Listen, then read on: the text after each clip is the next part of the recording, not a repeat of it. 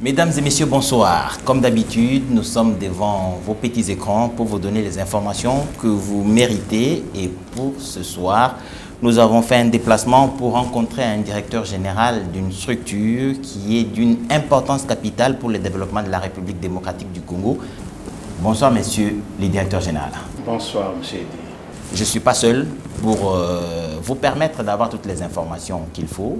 Je suis accompagné de ma consoeur, Nancy Odia. Bonsoir Nancy. Bonsoir Eddy et bonsoir monsieur le directeur général. Bonsoir, madame. Monsieur le directeur général, comme je viens de le dire tout à l'heure, votre agence est d'une importance capitale pour le développement de la République démocratique du Congo. Mais l'agence n'est pas très connue, mais il faut avouer aussi qu'il est là depuis moins de 2 ans. La première question que je vais vous poser, c'est celle de savoir comment vous nommez votre agence et quelles sont ses missions principales. Merci beaucoup, monsieur Eddy, et merci, madame Odia. J'apprécie énormément que vous vous soyez déplacé pour nous donner cette opportunité de faire connaître l'agence au grand public. Merci à vous. Vous avez si bien dit, c'est une agence dont l'importance est capitale pour le développement de notre pays. Pour commencer par le nom, ça s'appelle APCSC en cycle, ça veut dire Agence de pilotage, de coordination et de suivi des conventions de collaboration. Alors, les missions, au lieu d'aller, je ne veux pas décliner les missions de manière comme donnant une liste, mais je voudrais beaucoup plus faire comprendre ces missions-là au grand public. Voici ce qui a poussé l'État congolais à créer cette agence. Pour le développement de notre pays, on doit absolument avoir des infrastructures de base. Entendez les routes, les aéroports, les ports, les infrastructures de télécommunications, les infrastructures d'électricité, ainsi de suite. Et pour avoir ces infrastructures, nous avons 3 sources de financement. La première, c'est le Trésor public, par le ministère des Finances. Et nous savons qu'il n'y en a pas assez, c'est pour cela que notre pays est dans ce problème depuis longtemps.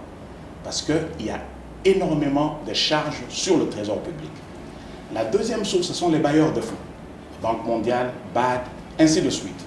Et nous savons que pour qu'un programme de la Banque mondiale ou de la BAD puisse être mis en exécution, ça prend énormément de temps et c'est pour cela que le pays est dans l'état dans lequel il est aujourd'hui en termes d'infrastructure. C'est comme ça qu'on a imaginé la troisième source qui nous reste, ce sont nos ressources naturelles.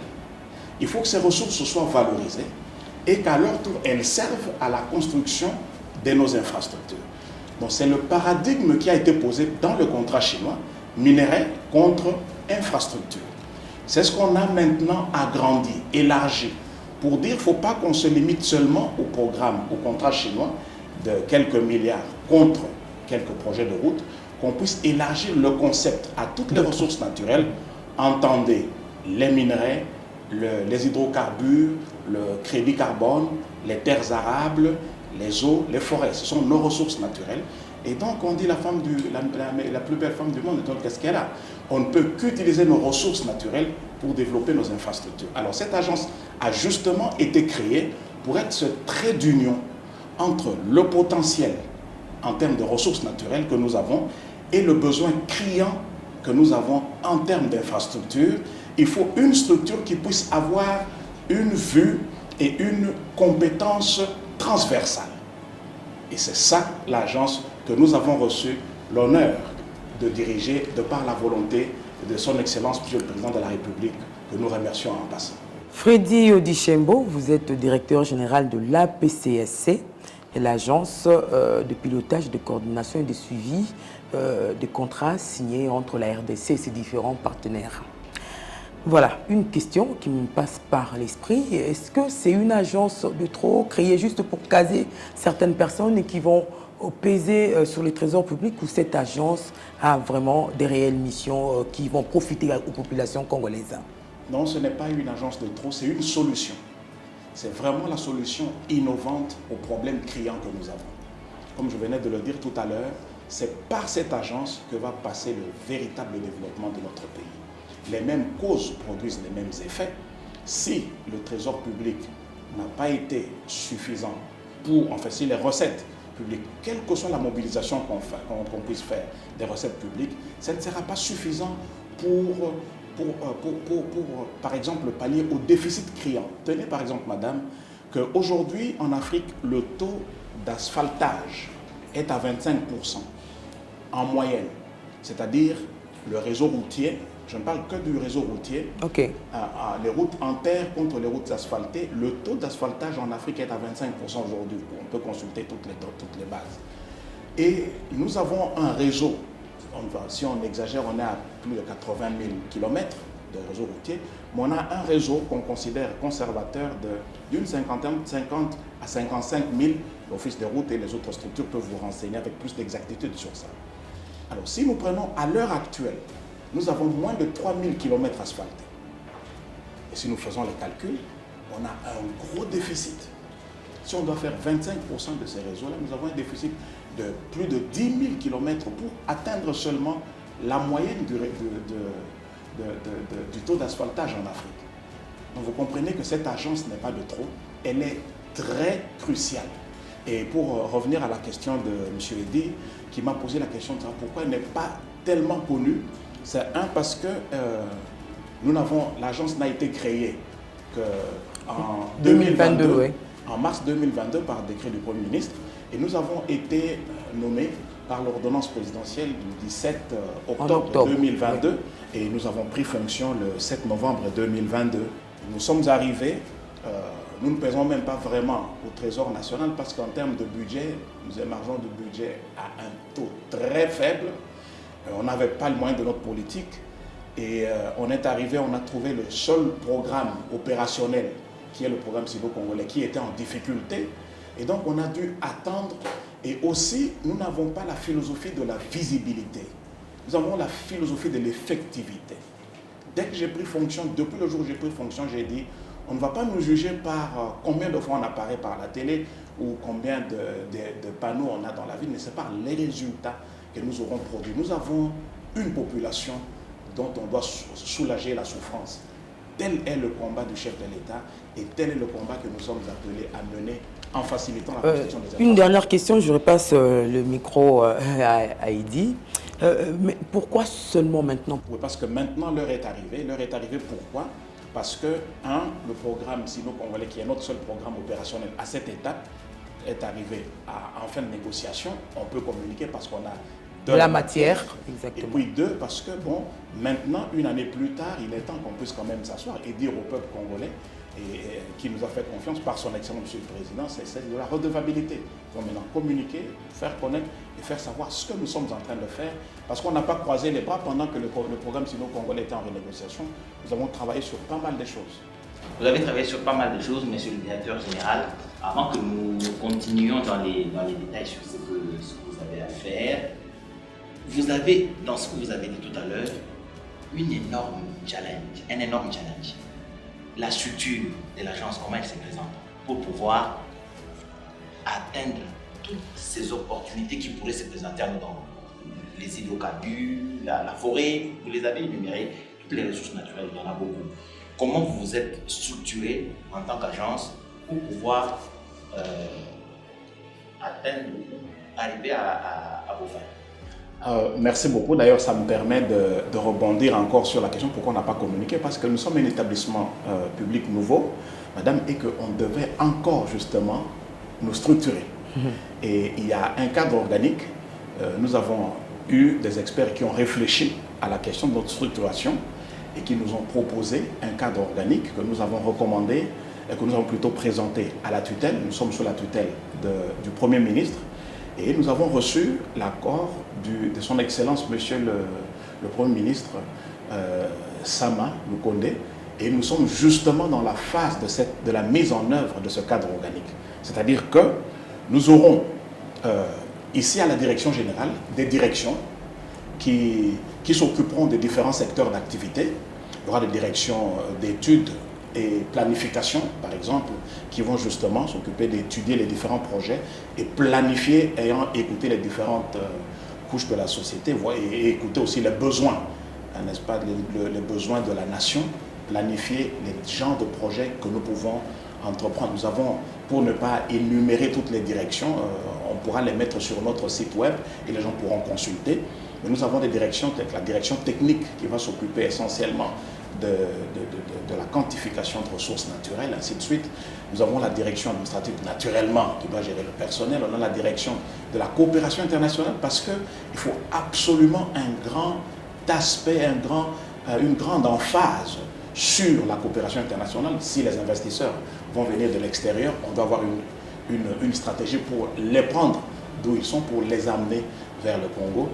Et donc nous avons ces structures et tant d'autres à l'interne, mais nous aurons des directions ou des antennes au niveau des provinces qui vont identifier les différents et faire le suivi des différents projets.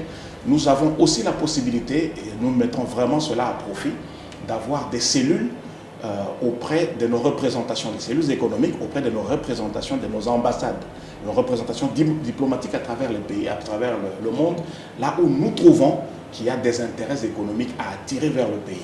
Et en plus de tout ceci, nous allons nous appuyer utilement sur le travail du ministère de Plan avec la NAPI. On va s'appuyer sur le travail du ministère de la coopération internationale, ainsi de suite, pour avoir, n'est-ce pas, des projets et des sources de financement de nature à nous permettre d'atteindre nos objectifs. De tout temps, nous avons connu le bureau de coordination du contrat sino-congolais et puis l'APCSC vient un peu comme en remplacement. Est-ce qu'il y a une différence entre ces deux structures? Est-ce que ce n'est pas juste l'appellation qui a changé? Non, madame, une différence profonde, déjà fondamentale de par les missions dévolues à ces deux structures. C'est vrai que l'APCSC, que nous avons l'honneur de diriger, reprend d'office toutes les attributions du programme du bureau de pilotage et de coordination du programme sino-congolais, parce que l'APCSC vient gérer toutes les conventions de collaboration de la République.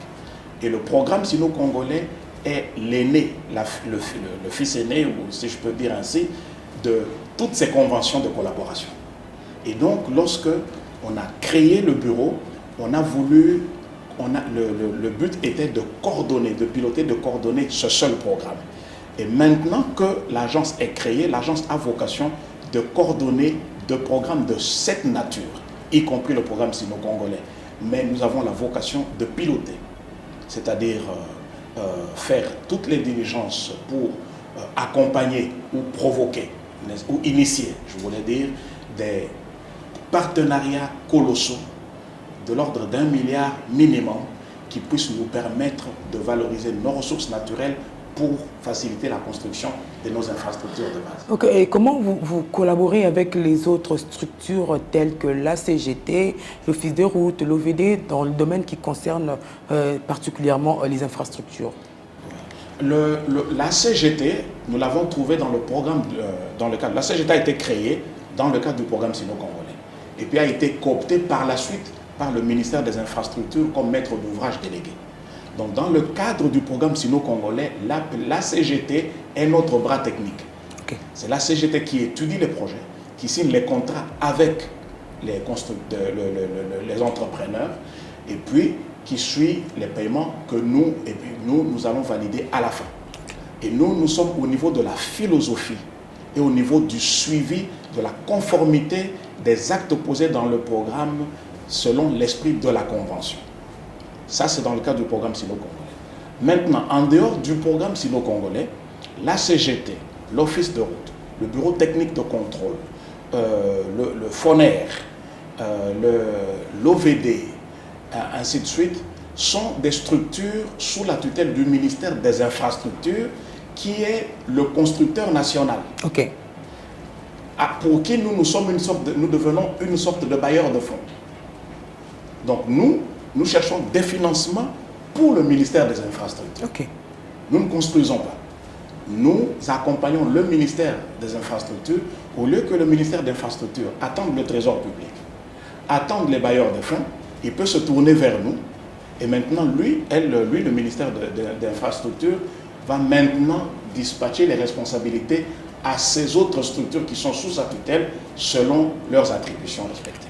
Bien clair comme explication. Monsieur le directeur général, vous avez parlé tout à l'heure des négociations qui sont arrivées, des négociations avec les partenaires chinois qui sont arrivées en fin de cycle, peut-être que les choses sérieuses peuvent commencer. En quoi ont consisté ces négociations avec les partenaires chinois? Ah oui, les négociations avec les partenaires chinois ont été déclenchées par les inégalités constatées dans le cadre de ce programme. Souvenez-vous que ce programme sino-congolais, cette convention avait été signée dans le but de permettre au pays d'avoir le moyen de financer ses infrastructures. Alors, le projet minier, l'idée c'était que, parce que il n'y avait pas de financement, il n'y avait pas d'investisseurs qui venaient au Congo, qui voulaient prendre le risque. C'est en 2008 que la convention a été signée. En 2008, personne ne voulait venir investir au Congo. On sortait de la guerre, on sortait des élections contestées, ainsi de suite. Mais il s'est fait que les Chinois ont accepté de venir et de prendre ces 2 mines noyées de la Gécamine pour les exploiter et en faire l'outil pour le remboursement de leur investissement. C'est ainsi que lorsque vous parlez du programme sino-congolais, il y a 2 volets. Il y a l'aspect, le volet minier, et puis il y a le volet des infrastructures. Le volet minier n'était pas l'objectif. Le volet minier était le moyen. L'objectif principal, c'était le volet infrastructure. Que les routes de notre pays soient construites. Alors, force a été de constater qu'après près de 14 ans, les routes n'ont pas suivi. Il y a eu un faible taux de construction des routes. C'est comme ça que l'IGF, qui était parti pour une enquête, parce que l'IGF s'occupe des matières de finances publiques, qui était parti pour des enquêtes de fraude fiscale, n'a pas pu s'empêcher de se saisir de cette injustice flagrante.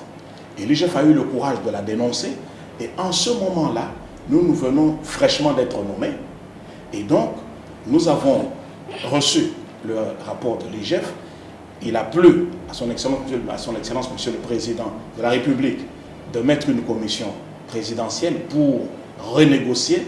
On vise le rééquilibrage. Alors aujourd'hui, à la fin de toutes ces négociations, nous pouvons noter qu'il y a des faits saillants à notre actif, à l'actif de la République, tels que aujourd'hui le montant d'investissement aux infrastructures qui était à 3 milliards, parce qu'au début c'était 3 milliards pour les infrastructures, 3 milliards pour le volet minier. On ne touche pas le volet minier. Le volet des infrastructures avait 3 milliards. Maintenant, quand on parle de 7 milliards, ça veut dire qu'il y a eu 4 milliards ajoutés à ces 3 milliards. Alors maintenant, à ces 7 milliards, il faut défalquer ce qui a déjà été consommé. Parce que dans l'entretemps, il y a eu des routes qui ont été... à hauteur de 900 millions. À hauteur de 822 millions. Approximativement. Effectivement, de 822 millions, plus les intérêts, parce que c'était un endettement. Donc la première chose, c'est que l'enveloppe gonfle et ça nous donne l'opportunité de faire plus. Exactement. Le deuxième acquis, c'est que ce n'est plus un endettement. Au début, les Chinois s'endettaient pour venir investir dans nos infrastructures et nous devions payer ce montant-là plus intérêt, ce qui fait, madame, que le montant de 822 millions d'infrastructures réalisées remontait à 1,50 milliard au total parce qu'il fallait ajouter des intérêts.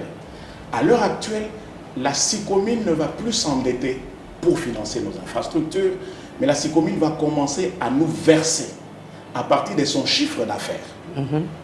Ce qui fait, si nous voyons la différence entre 822 et 1,50 milliard, c'est plus de 200 millions, je ne suis pas trop fort en calcul, mais 200 millions, c'est plus de 200 km de route. Exactement. Ça veut dire qu'on peut relier Kananga à Mbujimaï, par exemple, qui partait comme ça pour les intérêts. Donc ça, c'est un deuxième acquis. Le troisième acquis, c'est qu'en 14 ans, les premières 14 années de l'exécution, de la mise en œuvre de cette convention, les décaissements étaient aléatoires. Ce qui a fait que depuis les premiers ouvrages de 2008, par exemple, il n'y a rien eu de spectaculaire. Depuis l'agrandissement des boulevards et tout ça, on n'a pas vu des gros ouvrages. Et pourquoi? C'est parce que le décaissement était aléatoire. Maintenant, un autre acquis de cette renégociation, c'est que désormais, la partie chinoise doit obligatoirement nous verser un minimum de 324 millions de dollars américains par an. Donc maintenant, ce n'est plus aléatoire, et ça peut aller au-dessus, au-delà de ce montant, mais ce n'est plus aléatoire. On ne va plus traverser une seule année sans avoir de l'argent pour construire une route. Contrairement à ce qui se passait dans le passé. Le quatrième acquis de cette renégociation, c'est que la partie congolaise ne participait pas dans la chaîne des décisions dans le projet minier, qui pourtant est crucial pour la survie du programme. Et on avait les DGA qui étaient pratiquement une fantaisie. Ils ne participaient pas vraiment aux décisions. Mais un acquis majeur aujourd'hui, c'est que le DGA venant de la partie congolaise sera vraiment un DGA. La direction commerciale est aujourd'hui sera entre les mains des Congolais. Pour ne citer que ces deux. Et les Congolais vont être à des postes de pouvoir qui vont nous permettre d'avoir une vraie lecture, une même mise sur cet appareil, sur la gestion de cet appareil qui est la SICOM. Un autre acquis de cette renégociation, c'est que la GECAMIN, qui était souvent bafouée enfin un peu malmenée quand même, on doit dire, malmenée dans les décisions, souvent exclues, par exemple dans le cas de Boussanga, dont je vais parler tout à l'heure, parce que GECAMIN était même exclu de la participation, alors que Boussanga, la centrale de Boussanga, exclue de la participation dans la partie de la SICOMIN, alors que la GECAMIN et la SICOMIN sont actionnaires dans la SICOMIN. Comment pouvez-vous concevoir que SICOMIN soit actionnaire sans la GECAMIN? Voilà, donc ce sont des inégalités qui ont été résolues. Donc, à l'heure actuelle, il n'y a plus de confusion autour de la nature de la centrale de Boussanga. Cette centrale hydroélectrique de Boussanga, aujourd'hui, est partie intégrante du programme sino-congolais, alors que les Congolais n'avaient que 25% de participation contre 75% aux Chinois. Les négociations ont fait que, aujourd'hui, la partie congolaise a 40% de Boussanga, sans intervention des autres agents cachés dans la partie congolaise dont on ne connaissait pas trop l'origine. Mais maintenant, c'est clair que c'est la partie congolaise qui a 40% contre 60% de la partie chinoise qui ont été investisseurs. Pour ne citer que ça, et le gros acquis de tout ceci, c'est que les Chinois, qui redoutaient les audits, ont consenti au principe. Donc, après que l'avenant soit signé, après que tout soit fait, nous, votre structure de suivi de cette convention, nous avons maintenant la latitude d'ordonner des audits. Et si les audits démontrent davantage d'inégalités, de continuer la conversation et un autre rééquilibrage. Pourquoi? Parce que les avenants existent pour être utilisés. Après la dissolution de l'ancien bureau, on a décelé des cas de détournement. Je ne sais pas si c'est le mot que je dois utiliser, carrément une petite fraude. Mais après cela, le contrat a été révisité dans un sens où la RDC est aussi gagnante dedans. Mais comment faire pour que le système comment sortir du système en fait? Est-ce qu'il y aura le système de gestion qui va changer pour que la population profite finalement de ce nouveau contrat et de ces 7 milliards de dollars? Est-ce qu'il y aura des choses qui vont changer? J'ai mis plusieurs questions dedans du coup. Non, mais vous avez absolument raison. J'aurais été surpris si vous n'aviez pas posé cette question moi-même. Parce que, en fait, le problème de... On peut avoir les meilleurs textes, madame. Le problème, c'est le problème des hommes. Les hommes animent les structures. Et l'homme, c'est son cœur. Nous pensons que si ce programme est proprement suivi, avec un élan suffisant de patriotisme, je ne parle pas seulement du programme sino-congolais, nous sommes entrés avec une autre philosophie. C'est que, par exemple, la première réunion à laquelle j'ai invité les différentes parties chinoises qui interviennent dans cette convention, je leur ai dit, c'est un changement de philosophie. La surfacturation, ne sera pas toléré. Les ouvrages de moindre qualité ne seront pas tolérés. Vous n'avez pas encore eu le temps de nous voir à l'œuvre parce que justement nous avons trouvé un programme malade. Nous allons nous retrouver avec vous, peut-être une année après, vous allez faire l'évaluation de ce que vous avez. Alors, je veux commencer par vous dire que nous ne gérons pas cet argent-là. Cet argent ne nous est pas donné. Et souvenez-vous que j'ai dit que la SICOMIN va commencer à financer nos infrastructures avec un montant de 324 millions minimum, 324 millions par an. C'est ça le montant que nous allons commencer à avoir disponible jusqu'à ce qu'on puisse revoir. Donc c'est ce montant-là. Et le mécanisme du programme sino-congolais, c'est comment? C'est que les entrepreneurs sont identifiés, ici le contrat avec la CGT, ils sont payés directement par la SICOMIN. Mais nous certifions les États.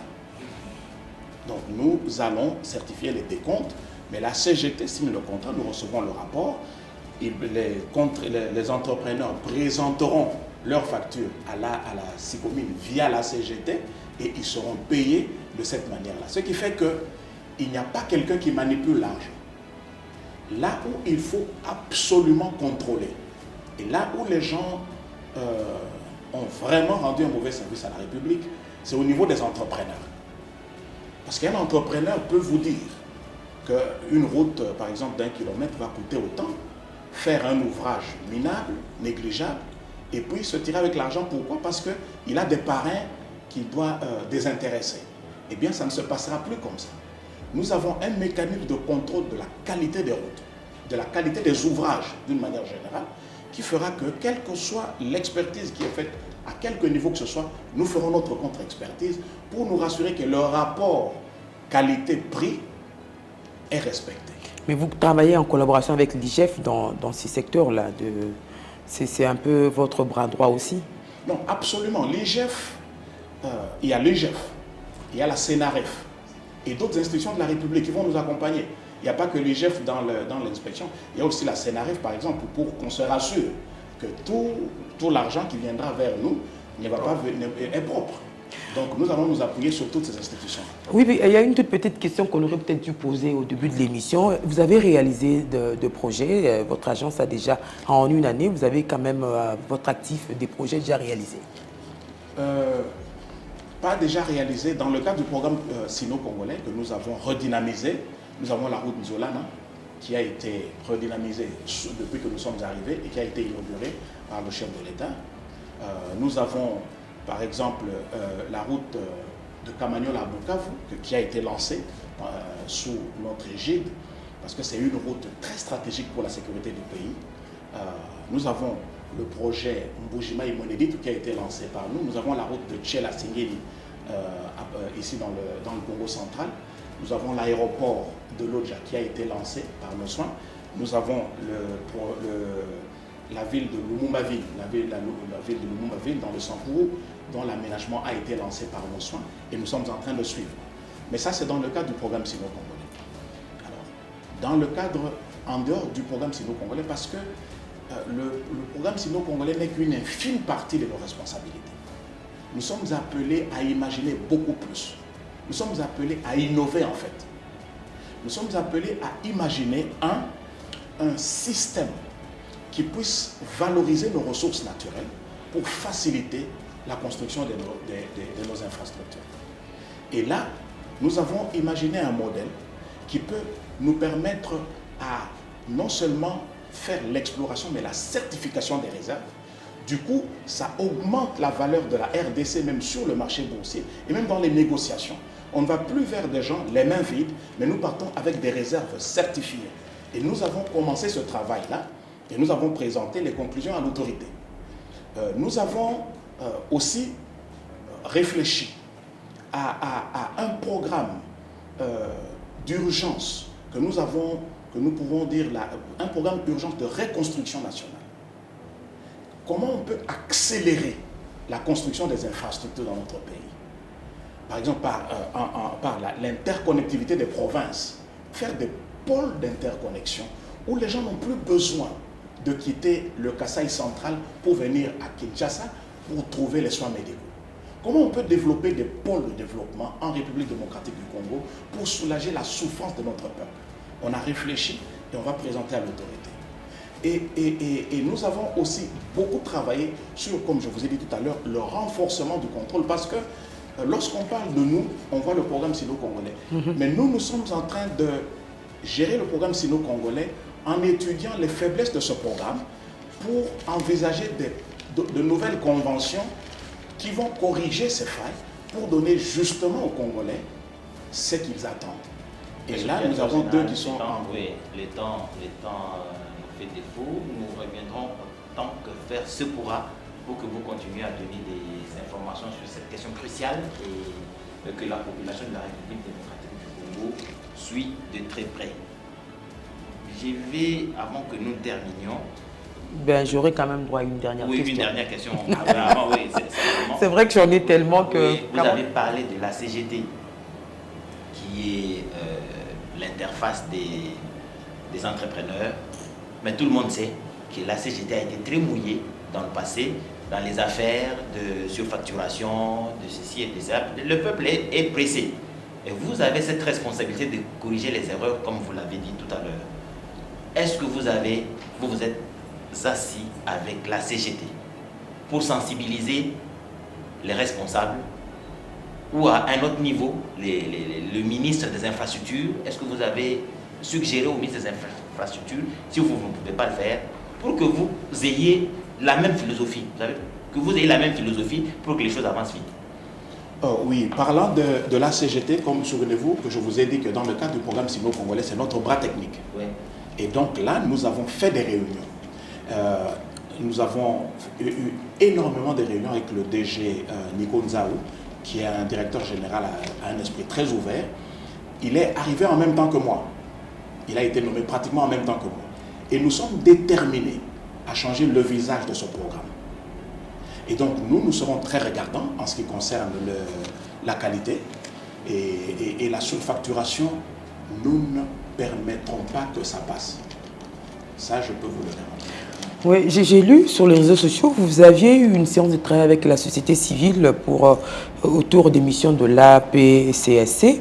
Et on y précise que vous avez également parlé du contrat sino-congolais. Vous comptez sur l'accompagnement de la société civile également. Ça, c'est une question. La toute dernière, j'ai également lu que vous projetez des missions, précisément à la CICOMINE, une mission d'inspection. Pour mars 2024, ça fait partie de vos perspectives pour 2024. Tout à fait. Tout à fait. Nous avons eu une réunion très fructueuse avec la société civile. Et dans les jours qui vont venir, nous allons sûrement signer un protocole d'accord. Ce sera un accompagnement très utile pour nous. La société civile est très proche de la population. Et tout ce que nous faisons ici sert la population au final. Et donc, si nous pouvons entendre les besoins ou les cris de la population en amont. Communiquer plus en plus de cette collaboration avec la société civile. Effectivement. La presse est là. On va beaucoup communiquer, mais on va recevoir, on va incorporer donc ces cris de la population au travers de la société civile dans nos projections et nous avons bénéficié de cet accompagnement. On sera là, on écoutera les critiques, les suggestions et nous ferons très bon usage de la presse aussi pour communiquer tant en amont qu'en aval. Et je crois que vous avez une deuxième question. Oui, je parlais de la mission d'inspection. La mission d'inspection, elle est très importante. Il est absolument important qu'on remette les pendules à l'heure. Le programme sino-congolais a été fait pour construire notre pays. Il doit construire notre pays. On descend pour se rendre compte. Nous n'avons pas fait une mission pareille depuis notre nomination parce que justement, on ne voulait pas interférer dans les négociations. Ça fait 1 an, les négociations sont finies. On doit maintenant aller faire l'état de lieu. On va visiter la CICOMINE, on va visiter Boussanga. On va se rassurer que l'esprit de la convention est respecté. Là où on doit apporter notre apport, notre support, on va le faire avec joie. Nous voulons que le programme sino-congolais marche tel qu'il a été imaginé. En tout cas, merci beaucoup Freddy Yodi Chembo, directeur général de l'agence de pilotage, de coordination et de suivi des conventions de collaboration signées entre la République démocratique du Congo et des partenaires privés. Nous avons encore beaucoup plus de questions à vous poser, mais le temps nous impose de nous arrêter là. On n'a pas un message particulier? Oui, oui, en tout cas, si vous avez un tout dernier message, en tout cas pour cette émission, il serait lequel? Un message particulier, c'est que nous sommes une structure nouvelle, la PCSC, Agence de pilotage, coordination, suivi de convention de collaboration. On n'est pas encore connu, mais nous sommes une structure très importante pour le développement de ce pays. Ça fait des années qu'on parle dans ce pays du paradoxe entre le scandale géologique que nous sommes, entre le potentiel des richesses et la pauvreté criante qui nous caractérise. L'heure est arrivée pour que nous puissions sortir de ce paradoxe. Et l'APCSC a été justement créée pour ça. Si nous avons le bénéfice de l'accompagnement franc des différentes autorités, cette agence va changer la trajectoire de ce pays. Faites-nous confiance, vous apprendrez à nous découvrir, à nous connaître et vous verrez la qualité de notre travail et vous nous jugerez par les résultats. Merci, monsieur le directeur général. Merci à Nancy Odia. Et je crois, moi et Nancy reviendrons chaque fois que besoin se fera sentir pour soutirer encore plus d'informations auprès du directeur général. Il ne nous reste plus qu'à vous dire merci et bonne suite de programme sur vos écrans.